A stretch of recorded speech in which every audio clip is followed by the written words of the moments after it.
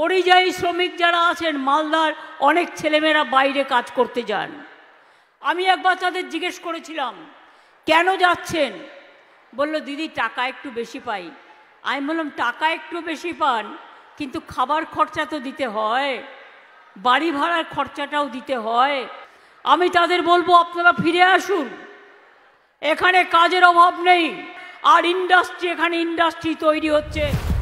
সবই যেন আষাঢ়ে গল্প। বুধবার মালদার সভামঞ্চে দাঁড়িয়ে পরিযায়ী শ্রমিকদের আরও একবার বাংলায় ফিরে আসার আহ্বান জানিয়েছেন মুখ্যমন্ত্রী মমতা বন্দ্যোপাধ্যায়। কিন্তু বাস্তবে যে মাটিতে মুখ থুবড়ে পড়ছে কর্মসংস্থান, এমনটাই অভিযোগ শোনা গেছে স্বজনহারা পরিযায়ী শ্রমিকদের পরিবারের মুখে। আপনারা ফিরে আসুন, এখানে কাজের অভাব নেই, পাখি পড়ানোর মতো মাথায় ঢুকিয়ে দিচ্ছেন মুখ্যমন্ত্রী। কিন্তু আদেও কি কাজ আছে বাংলায়? শিল্পের পরিবেশ রয়েছে বঙ্গে? সবই ভ্রম, এক তুড়িতেই গায়েব সবটা। বছরে একবার শিল্প সম্মেলন, প্রতিশ্রুতির বন্যা বয়ে যায়, কিন্তু রাজ্যের গাড়ি এগোয় না। কর্মসংস্থানের জন্য রাজ্য সরকারের কোনো উদ্যোগই চোখে পড়ে না। লোকসভা নির্বাচনে বঙ্গের রণভূমিতে অন্যতম প্রধান হাতিয়ার হতে চলেছে নাগরিকত্ব সংশোধনী আইন কিংবা সিএএ। ভোটার লিস্টে নাম তুলুন, নইলে এনআরসি করে দেবে বিজেপি। সেই প্রসঙ্গেও এদিন সুর চড়ালেন মমতা।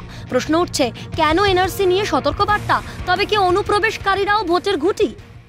যদি কাউকে ফিরিয়ে নিয়ে আসতে চান ফিরিয়ে দেবো, ফিরিয়ে আনতে চান তাদের ফিরিয়ে আনবেন, আর দয়া করে ভোটার লিস্টে তাদের নাম তুলবেন। তা নাহলে আবার বিজেপি গভর্নমেন্ট এনআরসি তৈরি করে সবাইকে ঘাড় ধাক্কা দিয়ে বাংলাদেশে পাঠিয়ে দেবে, এখান থেকে আপনাদের এখানে থাকতে দেবে না। সিএএ নিয়ে ভোট ব্যাংক রাজনীতির পর এবার কি তাহলে নজরে জাতীয় নাগরিক পঞ্জি?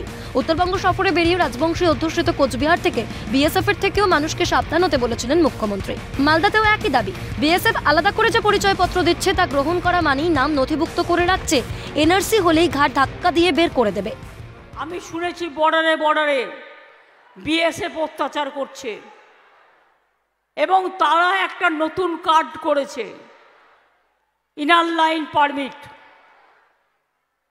বর্ডারে যেতে গেলে এটা তাদের করার কথা নয়, রাজ্য সরকার করবে। তাদের কার্ড করার নাম মানে আপনার নামটা লিখে রাখছে, যাতে এনআরসি হলে তাড়াতাড়ি আপনাকে ঘাড় ধাক্কা দিয়ে বের করে দিতে পারে। লোকসভার প্রাক্কালে রাজনীতির জল আরও খোলা হচ্ছে, চলছে লোক বোঝানোর পালা।